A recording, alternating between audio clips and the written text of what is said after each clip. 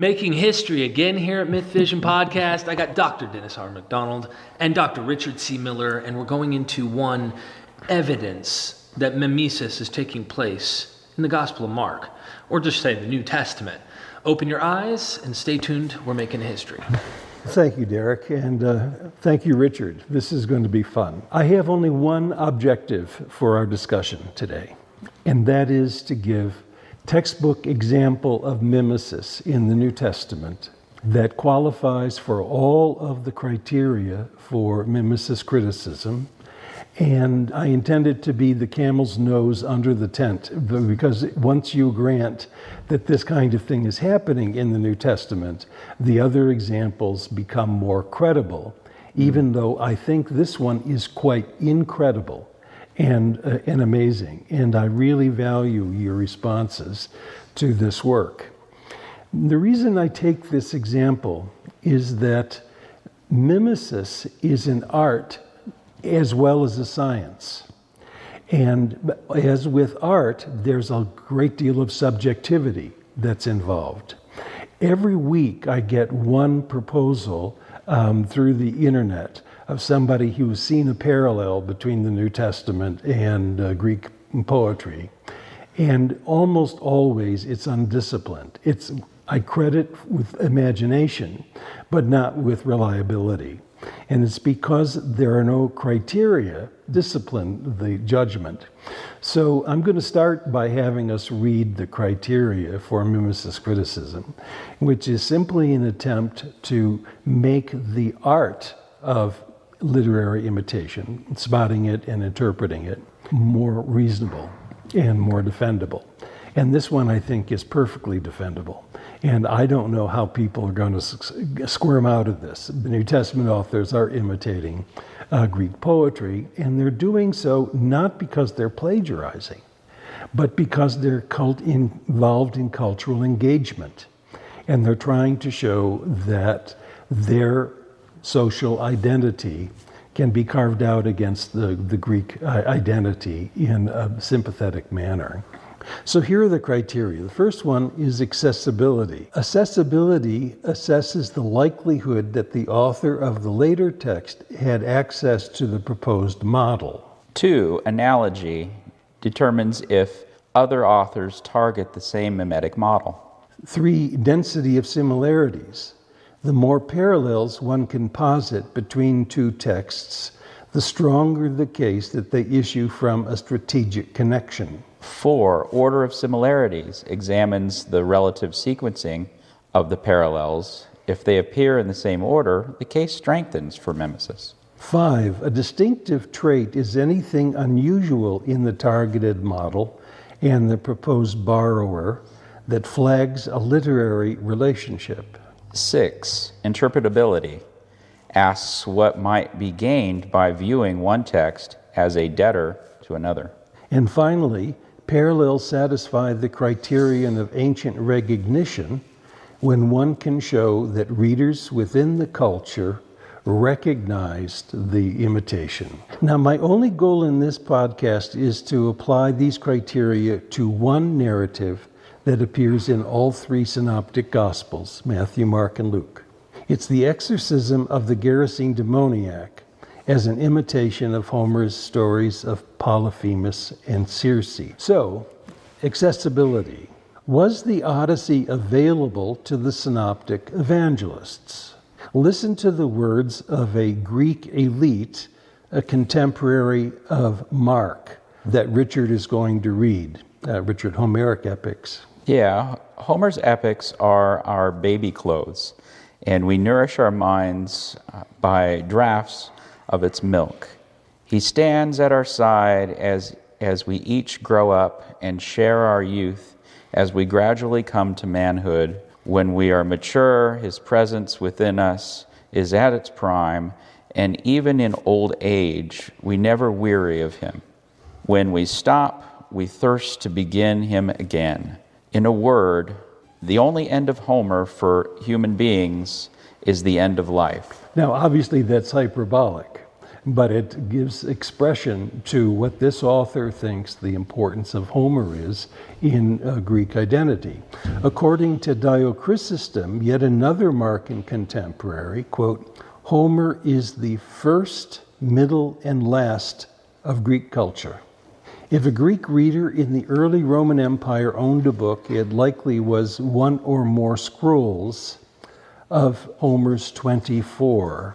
Now, do you have anything to add to that, of the importance of the accessibility of the Homeric epics in the Roman Empire? Well, yeah, I think we could also, even by degree, talk about its canonicity, how sacred these texts were in the cultural mind of the time, Right. and how saturated the culture was with this and permeated. I think, if anything, we have to, I think, assume that most any convert to the religion in the Mediterranean world would have had some degree of familiarity with these stories. One statistic I love to draw out is in fragments of papyri that we have from Egypt, from 200 BCE to 200 CE, we have 600 fragments of Homer. We have 5 of the Septuagint. Now, if people are reading something, they're not reading the Septuagint. They're more likely educated with Homer. And Homer was the core of ancient education. One of the first lines that students learned to write was, Homer was not a man, but a god. So I think we're okay with accessibility. Well, there's another side to this. The accessibility of modern interpreters, I think, is more the problem here. It's not that the ancient people any given convert would probably know more about the epics than any given New Testament scholar today. No, absolutely. That's a very good point. Right. Hegel once said Homer was the oxygen Greeks breathed. And but it's not the oxygen the biblical scholars breathe. Right. And so it's foreign. The second criterion is analogy. Did other authors target Homer's stories of Polyphemus and Circe? Virgil's Polyphemus and Circe in the Aeneid is a good example. Virgil wanted to make Aeneas more compassionate than Odysseus. And to do so, he has his own story, Aeneas going to Polyphemus's island, and Odysseus, or Ulysses for Virgil, abandoned one of his own men on the island to certain doom. Aeneas goes to the island, sees the monster, and rescues this Greek, his enemy, and takes him aboard ship to show that Aeneas is more compassionate than his Ulysses. And he also has a passage about Circe, but Aeneas is wise enough to avoid her island, even though he can hear the men howling and squealing like pigs. So yes, Virgil, the Odyssey here. And notice the syncresis, that is, there's a comparison that makes Aeneas more compassionate than Ulysses, and that's why Virgil is writing this. But Lucian, writing the second half of the 2nd century, and who is a satirist, wrote a beautiful satire called True History, and you're familiar with this famous work, and writes the introduction. He acknowledges how many people have imitated the Homeric stories. And if you don't mind, please read and by the way, Lucian knows the Gospels. He knows some of them. So he may in fact have the Gospels in mind in this paragraph, although he doesn't say so.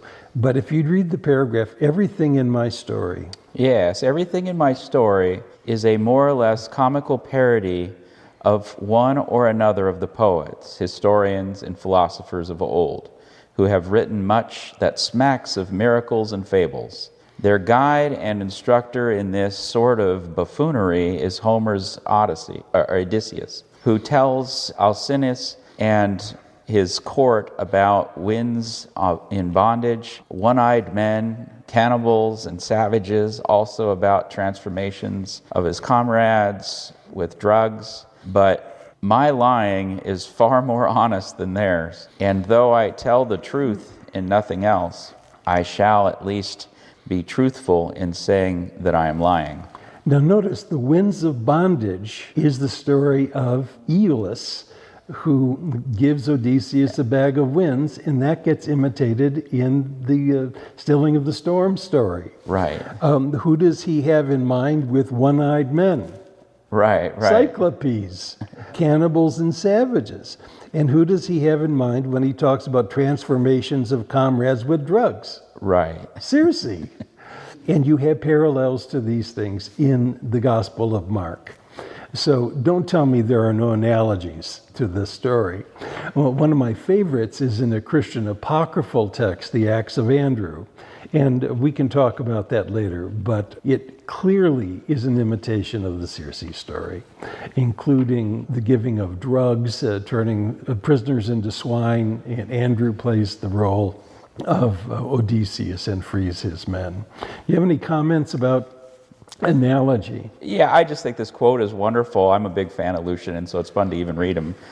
Even in this meeting now, this is a great quote, and I want to take this away. But I would just say that even with my own methodologies, the work that's done, for instance, it may not even be textual, more cultural mimesis in this sense, but the idea that the divine birth myth with Alexander and with Matthew's divine birth myth, what's that mean in terms of transvaluing? What kind of king is this vis-a-vis Alexander the Great? What's being said there? And so you've got this connection. It's invoking these powerful images that were part of the psyche of the ancient mind in order to immediately invoke a vivid sort of set of images and symbols that would then convey this artistic representation expedite that in some ways by drawing on already formed significant notions in the mind. Well, I think that's helpful, and I'll tell you why. Even though you may not formalize it that way, you have your own commitments to accessibility and analogy. Mm-hmm. That is, was the Alexander myth known? Was it available to Matthew, let's say? Right. And of course it was. And then you also have the issue of analogy. Are other people evoking the memory of Alexander the Great in order to talk about their leaders? And there's no doubt about that one either. And so then the question is, how many similarities can you line up between, let's say, Matthew's infancy narrative and the Alexander tradition, and so that the methodologies to that extent are coherent with each other? That's right. Even a second one that we won't unpack here, but that touches even closer to my own work, is with Romulus. And you've got, Jesus has more eyewitnesses. He has more road encounters. He has, he's shining even more than Romulus, and so there's this transvaluation that it's almost the competitive aspects of that as well. And we're going to get to that, the issue of interpretability. Right. But there again with Romulus, was the Romulus legend available? Right. Were other people appealing to the Romulus image in order to support the glorification of emperors? Duh. Right. So, you've got this analogy going. And the use of it is sometimes sympathetic to say that the emperors are like Romulus. In some cases, they're agonistic to show that, in fact, in this case, Jesus is superior to Romulus. Right. You could even shift it from accessibility to the idea that they're targeting cultural capital. That's right, yeah. That's right. And I think that's what's going on with mimesis too. But the cultural capital is expressed in literature, not simply the general culture. That's right. So I don't mean but I think the patterns are similar. So we have three more criteria to analyze related to the Polyphemus story. Density of similarities. The more parallels one can posit between two texts, the stronger the case that the issue from a strategic connection. Order of similarities examines the relative sequencing of the parallels. If they appear in the same order, the case strengthens for mimesis.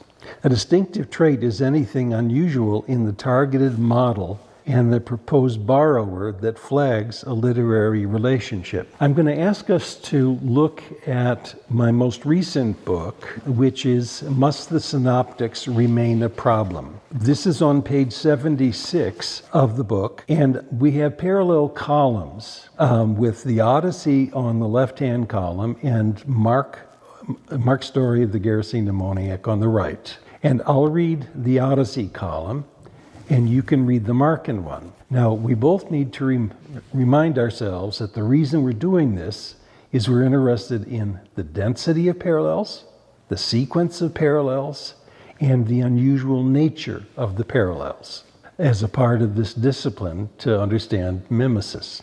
Odysseus and his crew sailed to the island of the Cyclopes and of Circe. Jesus and his disciples sailed to the region of the Gerasenes. On the mountains of the Cyclopes, innumerable goats grazed, as Circe turned soldiers into swine. On the mountain, a large herd of swine grazed. Odysseus and his crew disembarked. Jesus and his disciples disembarked. They encountered a savage, lawless giant who lived in a cave. They encountered a savage, lawless demoniac who lived among the caves. Polyphemus usually was depicted nude in art. The demoniac was nude. Circe recognized Odysseus and asked him not to harm her. Odysseus said, "Swear me an oath not to plan another plot to hurt me." And the giant, Polyphemus, asked Odysseus if Odysseus intended to harm him. The demoniac recognized Jesus and asked him not to harm him. "I adjure you, by God, do not torment me." The giant asked Odysseus his name. Jesus asked the demoniac his name. Odysseus answered, "Nobody is my name." The demoniac answered, "Legion is my name." And notice, Richard, the similarity in the Greek. Utes amoti anima, legion anima me. Odysseus subdued the giant with violence and trickery. Circe's magic turned Odysseus' soldiers into swine. Jesus subdued about 2,000 demons with divine power and sent them into the swine, and they drove the swine into the lake. Polyphemus the shepherd called out to his neighbors. The swineherds called on their neighbors. The Cyclopes came to the site asking about Polyphemus's stolen sheep. The Gerasenes came to the site to find out about their swine. Odysseus and crew embarked. Jesus and his disciples embarked. Odysseus told the giant to proclaim that he had blinded him. Jesus told the healed demoniac, proclaim what God had done for him. The giant asked Odysseus, now aboard ship, to come back. The demoniac asked Jesus, now aboard the ship, if he would be with him. Odysseus refused the request. Jesus refused the request. Odysseus and his crew sailed away. Jesus and his disciples sailed away. Odysseus awoke during a tempest in the episode immediately following the story of the Cyclopes. Jesus awoke during a tempest and calmed the wind and the sea just before the exorcising the demoniac. Don't close the page quite yet, because we're going to look at page 77 in a minute. What do you think? Do you think these parallels are dense, sequential, and unusual? I would say so. It's difficult. How do you get out of this is kind of what was going on in my mind. Like, this is, it's just too much. Even if you just had maybe 2 or 3 of these, I think that would be enough to tip off a reader that had any familiarity with the 2 stories. Do you know of any commentary on Mark that talks about the Odyssey in this case? No, it's completely absent from New Testament studies. How could that be? That is got to be ignorance about the Hellenistic world and ancient rhetoric. I mean, how could it be absent from any discussion of this story prior to what mimesis criticism is trying to do? I think there's a number of things. We've talked about this at length. I don't think there's a whole lot of people that have even read the Odyssey front to back. Right, yeah. In New Testament studies, you could probably count them on one hand. I wouldn't be surprised. The other, it's an upsetting idea, I think, in some ways. How do people enter this field? They don't enter it to deconstruct and to find all of the literary parallels that this is a scary project in some ways, I think. What's the conclusion then if you start saying that these stories are crafted after another work that we know is fictive in its character. What does that mean then for the whole theological project that's gone on in Western I think that's a civilization? huge issue. Right. I agree with you. But my answer to it is, you don't understand what the story has done unless you see it as an alternative. And that goes to the next point in mimesis criticism, interpretability. Virgil wants to rewrite the story in order to show Aeneas is more compassionate than Odysseus, Ulysses. Mark is trying to do this to show that Jesus is more compassionate than Odysseus too. Instead of blinding him and stealing his sheep, he turns the Gerasene demoniac into sane man and clothed. So the story is about this transformation of characters. So that's the interpretability of the story. By the way, it's fascinating to me that Matthew retells the story and removes almost all of the telltale traits that are unusual in its stories. It's not one demoniac, but two. Jesus does not sail to the place or from it. There's no disembarking or re-embarking. There's no exchange of names. There's no asking about the names, which is an unusual trait. There's no request of the demoniac to come with Jesus, who's already on board ship. So in my view, what Matthew has tried to do, intentionally or not, is to remove the most telling elements of the story that make it a mythos, a myth, to make it into a bios, so that here we have a shift of a myth to history. And I think the genre commitment of Matthew, that's informed biblical scholarship, that the Gospels are biographies of some kind, myths of origin. Yeah, I think that it may go back to some of the research that Robin Faith Walsh has done, some of her excellent work on the sophistication, the degrees of sophistication of some of these authors. It could be, oftentimes we're seeing Mark as inchoate and as kind of the first seed or inception of the gospel tradition. I think it's lost on a lot of people just how creative that work was, because It wasn't using all of these prior gospel texts in order to craft itself in so many ways.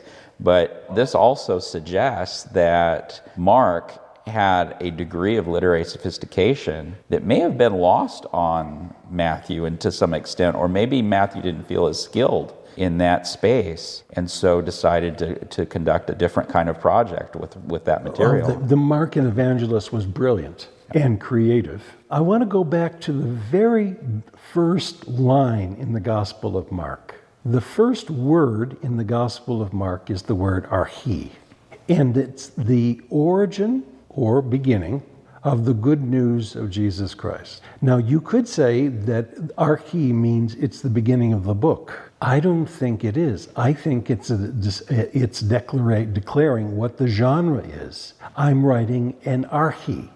I'm writing an origin book. And it's the origin of this good news that we have of Jesus Christ, the Messiah. So I think the genre of Mark can be understood as a mythos of arche. It's a myth of origins. And the arche refers not to the beginning of the gospel, not to the beginning of Jesus' life. It is a declaration that the book as a whole is an arche. That's, in fact, I think what the original title of the book was. It wasn't attributed to Mark.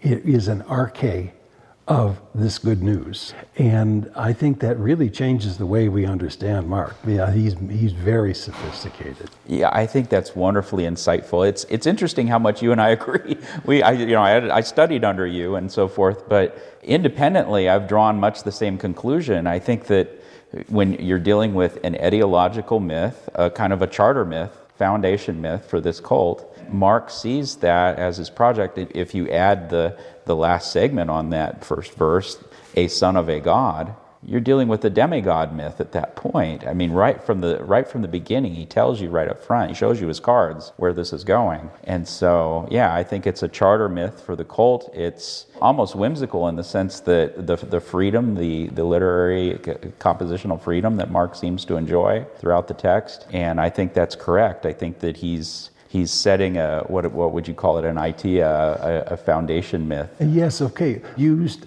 charter myth. I would also talk about founding myth. Could be also etiological in that sense.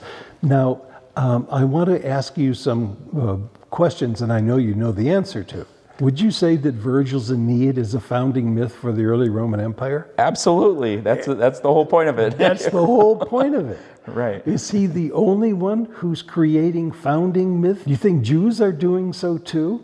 Right. Exactly. The notion that Mark is doing so, is everything in Virgil's Aeneid historical? No, certainly not. Certainly not. And so we give him a pass on that, but we don't give Mark a pass on the miracles in his founding myth. Right. I think we hold, it's funny because I think in religious studies generally, we give almost any other religion a pass. We almost expect any other ancient major sage or founding figure to be decorated with myth and fable and folk tales and so forth from the beginning. For some reason, I think it has to do with the dogmatism and faith-motivated influence that's exerted on this field. I have an expression that I don't know that you've heard me give, but I have given it in class and so on. The embarrassment of commensality. If somebody does your thing, it's an embarrassment that they do your thing, because then you're not special. So there's an embarrassment to commensality, and you face that all the time in people who are questioning your work, because they don't want the translation fable to be commensurable what we find in the New Testament. It may even be reduced down to an arrogance in Western civilization that we see our myths as somehow superior to those of other cultures and civilizations. And part of it, I think, is related to social identity theory, because people who hold to these stories understand that to be what is distinctive about their social identity, what I would call an axiological collective. That, don't worry about that. That's a sociological lingo. But it means that they're held together by ideologies. And if other people share your ideologies, it diminishes the social identity that you have, because no longer have your boundary that's different, let's say, from Judaism or Islam or whatever. Right. The uniqueness of claims. That's it. That's right. Yeah. I don't want to leave the story of the Gerasene demoniac quite yet. The last criterion that we have, mimesis criticism, is ancient recognition. And if you look on the next page where we've been looking, you'll see some poetry. It's at the top of the page where you have the Homeric centones. These are as early as the late 4th century. And when these poets retell the story of the Gerasene demoniac, they use lines in sequence from the story in Homer of the Gerasene demoniac. These poets saw the similarities. Let me read them. They're a little tricky to read, but I'll let you read the one after the first batch. So this is how these Byzantine Christians retold the story in poetry of the Gerasene demoniac. When they, that is Jesus and his disciples, arrived at the area located among the Gerasenes, here there was a headland where a cave lay next to the sea. That's almost identical to the Odyssey, with cascading laurel as though encircling it.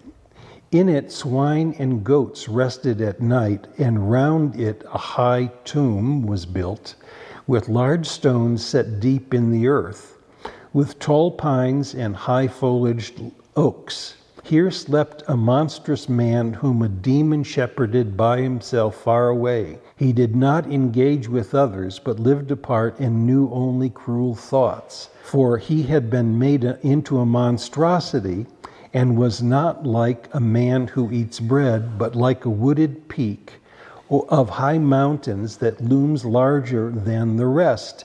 And Richard, you can see in the left-hand column that those lines, the same sequence, absolutely the same order, with a few things changed, like having swine. So later in the poem, the poet switched to Odyssey 10 in the episode with Circe. So if you'd read those few lines. So he, Jesus, spoke, and they, the demons, cried out and called to him, as you commanded, into the crowd of swine. So here we have ancient recognition of similarities in these stories by Christians in the 4th century or potentially later. It's hard to date some of these centos. And so all of the criteria, Mimesis criticism, get satisfied. The story of Polyphemus is accessible, other people are imitating it. The parallels are dense, sequential, distinctive. They're interpretable. Jesus is cooler than Odysseus. And ancient Christians saw these similarities and were not embarrassed by using poetry from Homer to tell the gospel story. Now, I don't know how you can wiggle out of that constellation of considerations. And once you grant this, it opens the door to other possible imitations. And again, you won't find this in scholarship. And we both of us get blackballed of what we're doing. And I would be surprised if it could be otherwise. Right. No, I think if you taken together, the argument is unassailable. I have yet to read a compelling criticism of your core arguments from anyone. And there's been a number of attempts, I think. Yeah, there have been. I think we could chalk that up to just how upsetting, disrupting your work is in this regard. But when you get down to the actual evidence here, I don't see how you wiggle out of it. I really just don't. It's that firm. And especially when you start looking at just how important Homer was in the ancient mind, it's for lack of trying almost that we're not making these kinds of investigations in the field. Yeah, I think it's conscious avoidance, and I think there are reasons for the avoidance. By the way, we both want to thank MythVision and Derek Lambert for bringing us together to talk about this. Certainly. It's funny, yesterday I spoke with Derek and we said this was a conclusion that we drew, that if we could take all of New Testament scholars, at least the halfway honest ones, send them all to a summer camp to study Homer. just what a fountain of great results would probably come out of that. What fun that would be. What fun. Now, Right. I want to say one more thing, Yeah. and this is more speculative, and you may not agree with it, but there are reasons to think that the Gerasene demoniac story also was influenced by Q. And nobody has seen that. So in the book, where we've been reading, on the next page, the Markan demoniac surely imitates Homer's Polyphemus, and his Jesus imitated Circe. But here the evangelist also redacted logia from the logoi of Jesus, that is the Q document as I reconstruct it. In fact, its Beelzebul controversy may have inspired Mark's Gerasene exorcism in the first place. They went to the other side of the region of the Gerasenes, and when they disembarked from the boat, immediately a man with a defiling spirit met them in the tombs. He made his dwellings in the tombs. So if you'd read the right-hand column. No one ever was able to bind him, for often he was bound in stocks and chains. He ripped from him the chains and smashed the stocks, and no one was strong enough to tame him. But in the logoi of Jesus, we find this. How is anyone able to enter the house of a strong man and loot his goods unless he first binds the strong man, and then he will loot his house? It's the same Greek word that you have in Mark for binding.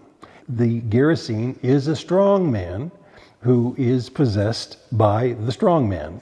Go ahead and read the next piece for Mark, and then the square that follows, and at night. For he had said to him, defiling spirit, come out of the person. And in the logo of Jesus, we find when the defiling spirit has come out of the person, look at the similarities, Richard, in Greek.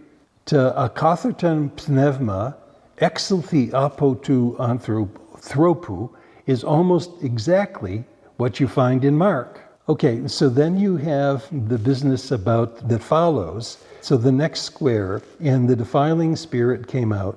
And the defiling spirit came out and went into the swine, and the herd rushed down the cliff into the sea, about 2,000 of them, and drowned in the sea.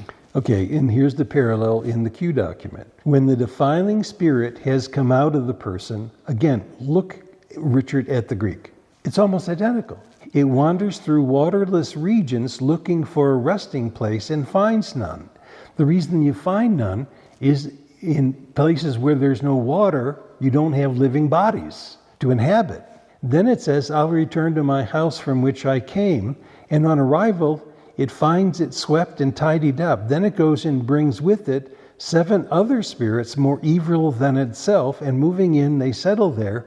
And the last circumstances of that person become worse than the first. In the Gerasene demoniac, it's thousands of demons return and give the trouble. And of course, the name Legion means cipher for the Roman legion that destroyed Jerusalem. In an ironic way, and this is the burden of this book on the synoptic problem, if you recognize what Mark has done with Homer, it makes the parallels with Q even clearer. So, because you can kind of scrub the Homeric stuff out of Mark's narrative, and what do you find left? You find this stuff from Mark. Nobody has suggested that either. And so that's why we need to have a rethink of Q, because Mark is a major witness to Q. Not only did Mark know Q, he's probably the most important witness we have to Q. And so that is a heresy for people for the 2-document hypothesis. I think this also, just kind of zooming out a little bit and looking at the larger ramifications of this, we see creativity, myth-making in the earliest strata of the gospel tradition. And I think that also debunks a common myth that we have sort of this historical core or something quasi-historical at the beginning, and then caked onto an embellishment, kind of like a fish story or something like this. But I've been saying for quite a while now that I think this was a myth factory from the beginning. And so I think the earliest strata that we have, I even went to the so-called creed in 1 Corinthians 15 about him dying on behalf of sins and raising from the dead and having appearances. Clearly myths. These are not the kind of mundane kind of fact-telling that normal people would give. That's right. It's not folklore. Right. There's a wordplay that I have in Greek that it doesn't translate into English very well. The Greek word for tradition is paradosis, and the Greek word for a source of a document is a prototypos, a prototype. And so for these stories, my pun is, there's no paradosis.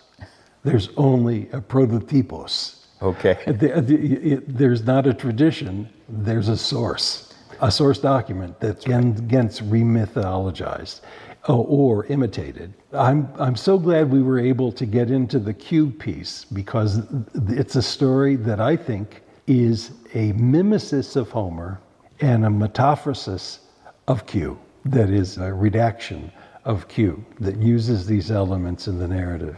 I have enjoyed your work for quite a long time. I kind of liken it to a treasure chest.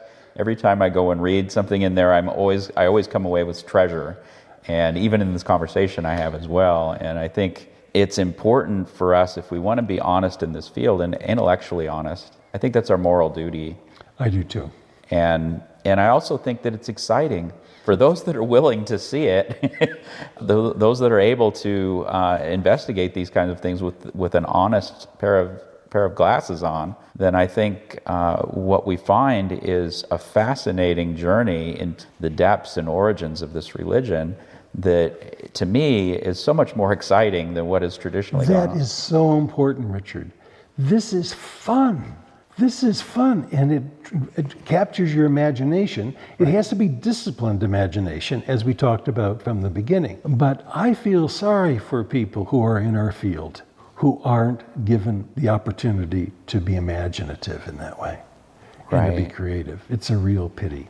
And I'm grateful that Derek Lambert shares our enthusiasm and our joy for this. And maybe this is a good way to stop the conversation, but what else would you want to say, Richard? Yeah, I do think it's creative, but I also want to just drive home that this is solid, inescapable argumentation that we're finding parallels here in the Logoi of Jesus, and there is some measure of speculation that's inherent to that, right? That's right. But at the same time, though, we're not seeing ghosts here. We're, especially with this example that you've brought forward with the demoniac, I would challenge our viewers, you New Testament folks that are out there, tell us where we're wrong. What have we done wrong here? How do you get out of that? And if we're not wrong, then time for everybody to come aboard and start thinking and reasoning through this depth of literature that is impactful at every level, beginnings of this religion. And so, Beautiful. yeah.